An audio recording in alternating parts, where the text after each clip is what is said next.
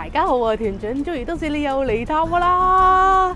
歡迎各位團友嚟到我新開嘅團，呢個團叫做平日放假旅行團。咁咧，我而家就身處喺呢個九龍嘅新蒲崗。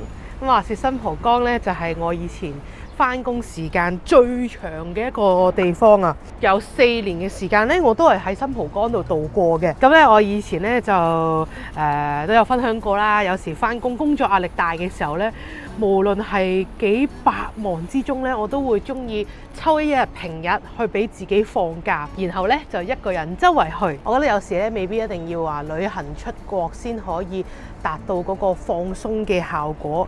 即係有時候你忍儲咗成半年，諗住一炮過去放一個長假，不如你有機會嘅時候咧，就俾自己平日放一日短假，因為咧平日嘅時候大家都返緊工，但係你咧唔使返工，走咗去放假，呢一個感覺咧係幾好㗎。好啦，今日咧我就嚟咗買我以前返工最中意食嘅豆漿大王佢哋嘅黐飯同埋暖豆漿。咁食完咧就出發去我今日要去嘅地方啦。今日咧我總共要去2個地方，2個咧都係我從來未去過，而且咧聽講係好靚㗎。咁咧我就嗱臨咧食完個黐飯出發啦嚇。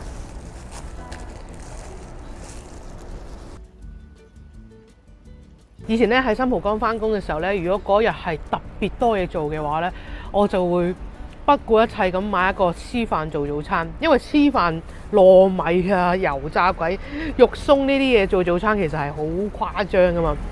但係我嗰日咧就會用呢一個嘅黐飯嚟慰勞自己。我最中意呢間嘅黐飯咧，佢個榨菜真係嗰個香味咧係有特別調過嘅。不過我唔知係咪呢一條油炸鬼今日有少少失準。佢係炸到脆卜卜嗰隻咧，我中意食仲有少少軟腍腍，感受到油炸鬼入面嗰個感覺嘅。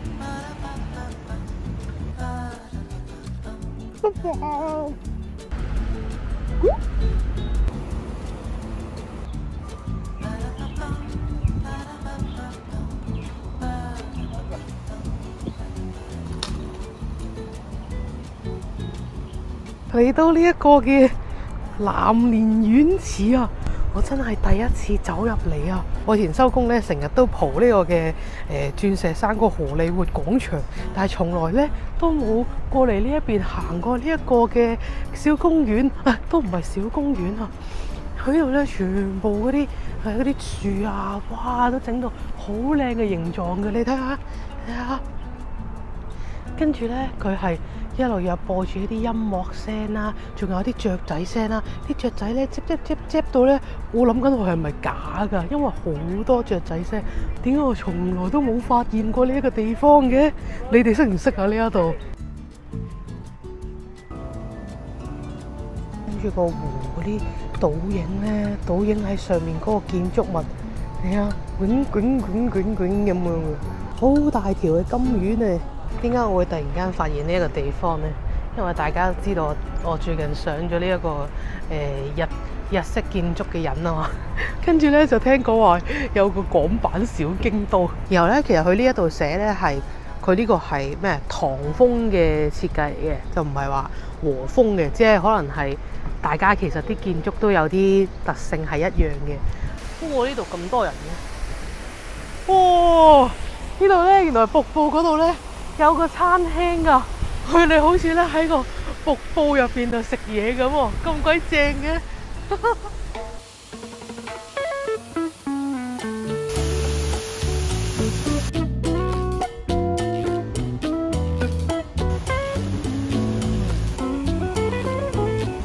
佢呢一度咧，連藍廢紙、黃鋁罐、啡膠樽都係用一個咁樣嘅木箱嘅。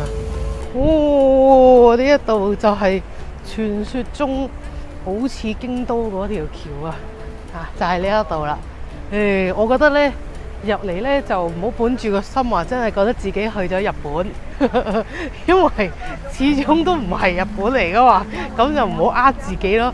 但係呢一度咧都算係幾大，即係咧係舒舒服服咁樣行1個鐘咁啊。頭先咧都有一啲鋪頭啊，係賣下啲我唔知點講啊，生活小品啊，同埋呢度咧佢有得食嘢同埋飲茶嘅。咁啊，如果你帶爸爸媽媽嚟嘅話咧，都幾適合。不過咧價錢係偏貴㗎。我見佢有一個話俾你飲茶嘅地方咧，好似話最低消費150蚊啦。跟住我上網睇啲資料咧，好似話即係佢啲茶啲靚嘢嚟嘅，即係100幾蚊一壺，但係你可以好舒舒服服咁樣坐喺嗰度，即係安靜一下咯。天王殿咯。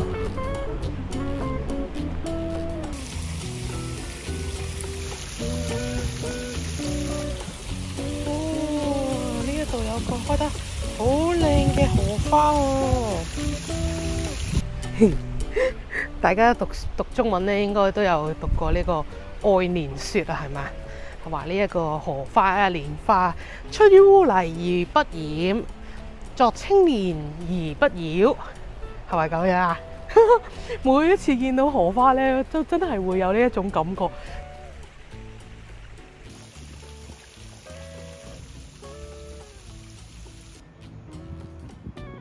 好咯，兜咗一個圈咯。咁啊，而家咧就去下一個地方啦。一個咧都係我未去過地方。嗱，呢一度咧就咁樣舒舒服服大自然啦。下一個地方咧，我哋去翻城市，去一個新開嘅商場喺啟德嗰個叫 Airside 啊，係嘛？大家應該覺得好奇怪，點解團長會帶大家去行商場？因為我覺得咧難得喺香港開咗個新商場，而且好似話有啲點講啊？旅行主題、機場主題嘅元素喺呢個商場入邊嘅。咁作為團長啊嘛，咁梗係唔可以錯過噶啦。哇！到咗啦，到咗啦！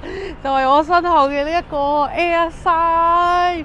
哇！我真係估唔到，真係香港咧仲有咁嘅地方咧，俾我一個無限嘅驚喜，真係好似一個完全冇接觸過嘅地區咁樣咯。喺度啊，有啲咁樣嘅竹林咁樣，好似咧好似個將軍澳嗰個海旁咁嘅感覺。咁但係當然呢度咧冇海啦，同埋咧身後咧就喺度起緊一大堆高樓大廈啦。呢個商場成個好似寫字樓咁樣嘅喎，一陣新商場咁嘅味道啊！哇，好似都有啲嘢行下喎。呢一間係飲咖啡嘅鋪頭，跟住呢一間咧係立食壽司。我以為咧會好多人啦，因為好多人都介紹，但係咧係冇人㗎。平日嚟咧就有呢個好處咯，一個商場咧即係幾多嘢行都好。如果真係好多人咧係咁啊阻住咁樣咧，都唔係行得好舒暢嘅。但係呢度咧係冇人㗎，你睇下好似呢度咁。拎本書，拎個日記嚟坐喺度寫，咁樣先係舒服噶嘛。我見到呢度話咧，出邊有一個露天嘅廣場，睇下有啲乜嘢先。我估呢個黃色波波係咪應該係笑哈哈嚟噶？我估啱咗啦，好得意啊！哇，好大個笑哈哈咧，望住佢都開心啊！哇！呢度有匯豐首個 Art Fair， 乜嘢 comes in all shape and forms？ 第一個字點解啊？啱查下字典啊，fraud 係詐騙罪啊！詐騙罪 comes in all shape and form。哎呀，好得意啊！呢個 marketing 真係做得唔錯啊！偏偏喜歡你啊！哇！呢一度有個咁樣嘅東西啊，我都唔知點形容啊！我話俾大家聽，呢一個咧嘅呢個平日放假嘅團咧，係一定咧只係可以一個人參加嘅，因為咧一個人嘅話咧，你先會對萬物咧就覺得哇好得意喎，哇好得意喎！但係唔知㗎咧，同朋友一齊咧冇呢一種感覺嘅，你要自己一個探索咧，先會覺得哇所有嘢都好新奇咁樣樣。哦，一個Neon Lollipop 咧係喺中環都有佢嘅壁畫㗎。佢係一隻咧想飛嘅貓啊！你睇下佢咁樣咧，戴住個嗰啲機師嘅眼鏡，跟住望住個飛機，好似咧好想去飛，好想去旅行咁樣樣。有夢想的貓。跟住呢邊咧係一個露營主題嘅餐廳。嗱，留意翻咧，佢係都幾多鋪頭咧係未開㗎。你睇下，呢全部咧都係啲殼頂嚟㗎。咦，呢間嘢好得意啊！我最中意呢一個，好似我孭住個背囊咁，肥嘟嘟嘅，真係緣分啊！原來呢一個藝術家咧，佢係福岡縣㗎。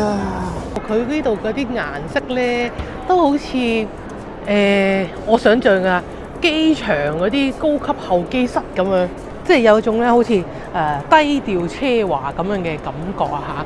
同埋呢度啲鋪頭咧，多數都係有少少藝術 feel 嘅。你覺唔覺得我好似咧，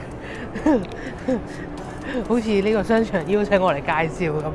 梗唔係啦，係我就唔會亂咁噏啦。你睇下佢全部咧，呢一個啡色都係有個暗花嘅 pattern。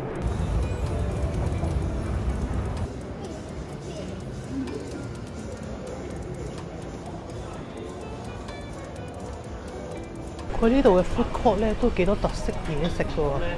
首先呢一度咧食酸菜魚啊，跟住再行咧呢一度係食越南嘢啦。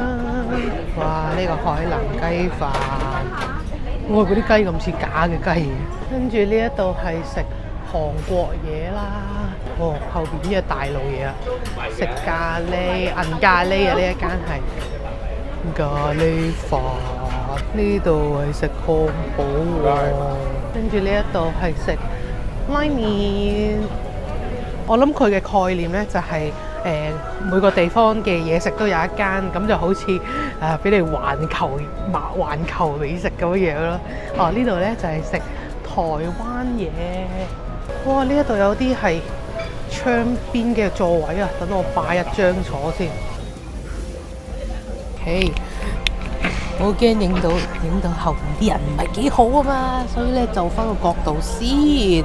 好啦，最後咧我係揀咗食呢個嘅越南嘢㗎。佢有個話胡志明市四寶湯檬粉啊，咁咧就等我回憶下我之前喺越南食乜嘢麵都好味嗰個回憶啊。咁咧佢本身咧就係番茄湯嚟嘅，但係咧我就諗住加個特色少少咧，就轉咗呢一個椰子雞湯，試一啖再同大家慢慢講啊。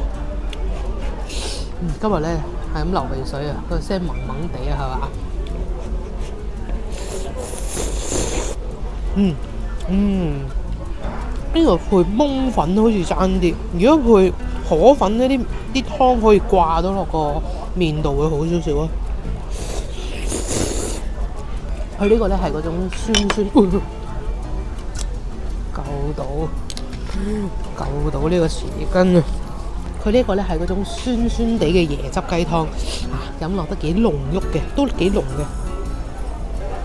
嗰個四寶咧犀利啦，有豬扒、豬頸肉、雜肉，同埋仲有一樣唔知係咩，不過唔緊要啦，食落去都係肉啫。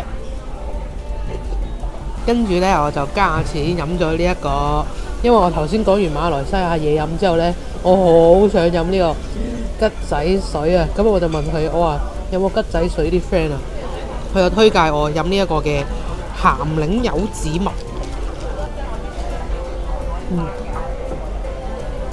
係鹹檸梳打。呢個餐大家估下幾多錢？98蚊，係 food court 㗎咋。呢個望落去咧，原來對面有一個大草地，同埋咧再望遠啲咧有啲新起緊嘅建築物，全部都唔知咩嚟㗎。唉，上咗嚟呢個天台花園啊！頭先咧食得唔係好盡興啊，唔係點講啊，都飽嘅，但係咧唔係好滿足嘅感覺。咁咧就睇下有冇啲地方可以飲杯嘢啦。跟住上到嚟咧，原來呢一度咧有一間係韓國餐廳啊。頭先咧我見到佢有得食嗰啲甜品 set， 不過因為我已經食咗嘢啦，咁咧佢嗰啲咧都算係幾大份嘅，咁啊我就唔食呢間咯。但係咧，我建議大家如果真係同3、5知己一班朋友嚟嘅話咧，可以試下樓上呢一度都有啲唔同嘅餐廳㗎，咁咧坐又坐得舒服啲。呢度有間好靚嘅餐廳，好似好有氣氛咁喎。時咧嗰啲大酒樓咧咪會門口有啲魚啊成嘅，呢一度咧整到好似水族館咁噶。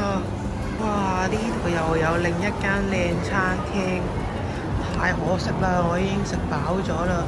門口咧仲有啲杯碟嗰啲有得買㗎。嘿，當我諗緊，哎呀咁大個商場應該就係爭一個超市，跟住咧我就睇下，哦原來佢哋係有 City Super 嘅，哇咁又係嘅，即係呢啲高級商場，梗係要高級超市啦。如果咧佢都變成一個嗰啲特色超市咧，咁啊可以吸引到更加多人嚟啦。咁City Super 就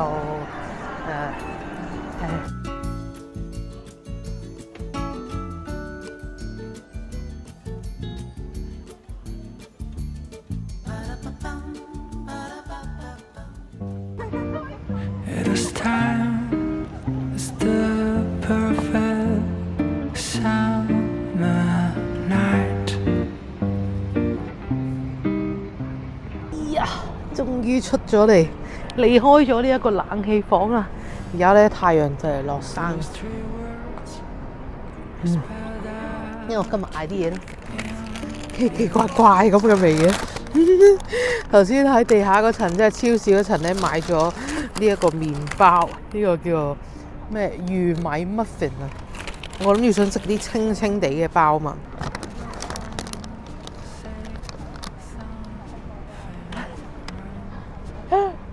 我今日發生咩事啊？唉，所有揀嘅嘢都怪怪地。今日令到我諗起咧，之前我咪成日都拍嗰個一個人去散心嘅系列嘅，跟住又係咁樣一個人去行一日。唔同嘅係咧，當時咧我係仲係返緊工嘅狀態出嚟嘅，跟住因為一路都變咗拍啲旅行片比較多嘛，或者係即係喺屋企啊，或者周圍住嗰啲片啊。我都好少咁樣走出嚟。今日出嚟行下都真係幾舒服。今日咧我本身帶咗一本書出嚟，你真係估唔到點解我會買呢一本書，同我平時嘅作風係好唔似。呢本書咧叫做《對錢好一點》，你唔好以為咧佢係一本教你點樣揾錢啊嘅書喎。我當初咧睇中佢係因為佢係一個日本人寫嘅。咁因為今次我去日本，我特別去一啲鄉下嘅地方，哇！我成日都係諗，佢哋有啲人咧係真係城市翻嚟呢一個鄉下，咁我喺一個鄉下嗰度咧開住一間真係冇乜人嚟嘅鋪頭，但係咧佢哋都係咁樣生活落去喎。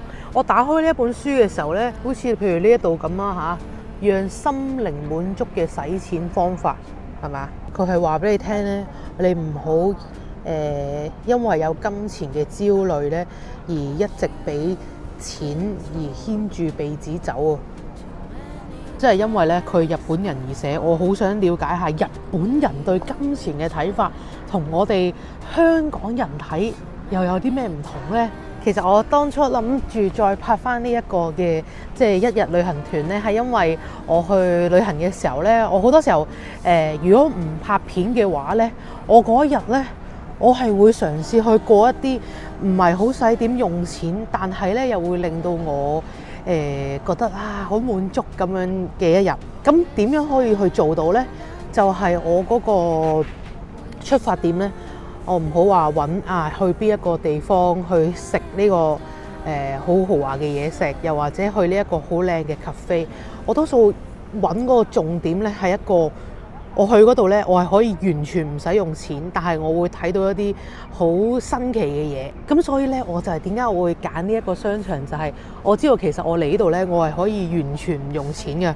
如果唔係我去買呢啲包啊，買呢個嘢飲呢，我係可以完全唔用錢嘅。但係呢，我就會因為見到好多唔同啊，哇！呢個咁靚嘅精品好得意啊咁樣，而有好多一啲新嘅諗法。